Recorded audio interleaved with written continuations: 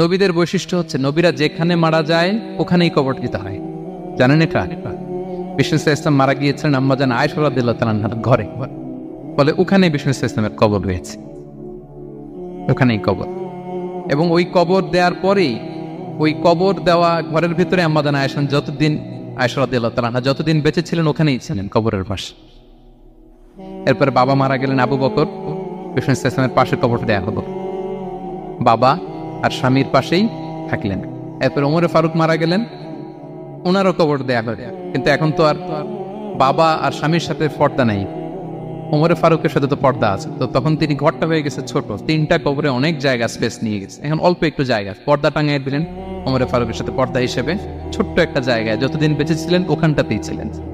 ওমরে ফারুক যখন আমিরুল মুমিনিন খলিফা, তখন ছেলে আব্দুল্লাহকে পাঠিয়েছিলেন যে যাও একটা অনুমতি আগে থেকে নিয়ে রাখো আম্মাজান আয়েশার কাছ থেকে, যেহেতু ঘরটা ওনাকে